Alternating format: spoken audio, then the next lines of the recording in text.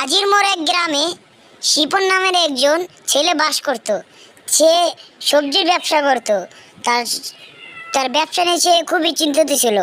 একদিন তিনি রাতে দেরি করে তার বাড়িতে ফিরেন এবং তার স্ত্রী তাকে জিজ্ঞাসা করলো, কিন্তু বেশ দেরি করে ফেললে, কোথায় ছিলে, কি হলো? তোমার কি মনে হয় আমি কি টই টই করে ঘুরে বেড়াই নাকি? আরে কাজে গেছিলাম আমি, তাই দেরি হলো।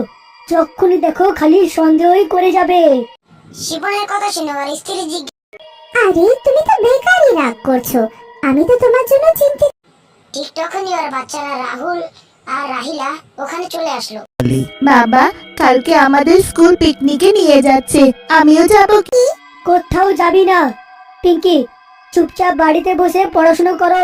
আর এমনিতেও আমাদের কাছে অত টাকাও নেই। বাবা, তোমার কাছে তো কোনোদিনই টাকা থাকে না। আমি তো ছোট্ট একটা আবদারই তো করেছি, সেটুকু কি তুমি পুরো করবে না? শিপন ওর ছেলের কথা শুনে অনেক রাগ হয়। তারপর ওকে একটা থাপ্পড় মারে। তারপর ওর স্ত্রী ওর দিকে তাকিয়ে ওকে বলতে থাকে, তোমার কি একটু বুদ্ধি নেই? তুমি যদি ভালো রোজগার করতে পারছো না, তো তাতে বাচ্চাদের আবার দোষ কি? যদি আবার আমার বাচ্চাদের উপর হাত তোলো, তো দেখবে আমি তোমার কি অবস্থা করি। আর শিপন ওর স্ত্রীর কথা শুনে অনেক রেগে যায়। আমার সাথে তর্ক করছো তুমি? এক্ষুনি দেখাচ্ছি তোমাকে। আর শিপন রাগে চোটে ওর স্ত্রীকে একটু বেশি মেরে দেয়। তার কারণে অজ্ঞান হয়ে যায় আর মারা যায়। এবং ওর ছেলে রাহুল বলে, বাবা তুমি থামো, মা দেখো অজ্ঞান হয়ে গেছে। আমরা এর পরের বার থেকে আর কিচ্ছু চাইবো না। তুমি মাকে এখন ছেড়ে দাও। আর শিপন ওর ছেলে মেয়ের কথা শুনে একটু ঘাবড়ে যায় এবং ওর কাছে যায়। এবং কাছে যাওয়ার পর সে দেখতে পায় যে ও মারা গেছে। এটা দেখে ও অনেক ভয় পেয়ে যায়।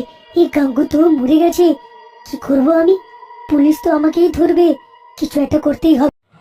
আর রাহুল গিয়ে শিবনকে জিজ্ঞাসা করে, বাবা তুমি এটা কি করলে?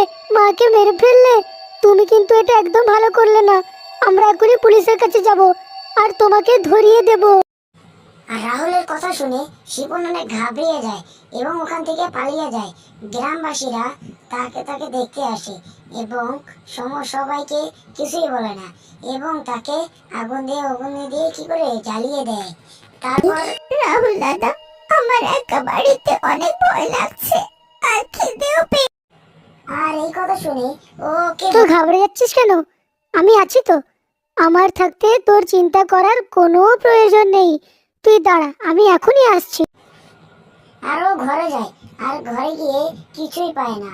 তখন ও খালি হাতে বাড়ির কি শোন, আমার মনে হয় আমাদেরকে ক্ষুধার্ত ঘুমাতে হবে, কারণ আমি তো বাইরে কিচ্ছু পেলাম না আর বাড়িতেও খাওয়ার জন্য কিচ্ছুই নেই।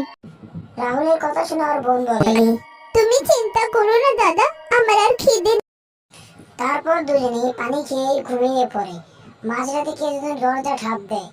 তখন রাহুল উঠে দেখে তার মায়ের আত্মা দাঁড়িয়ে আছে। তখন তারা খুব খুশি হয়ে গেল। তখন তাকে ঘরের ভিতরে নিয়ে গেল।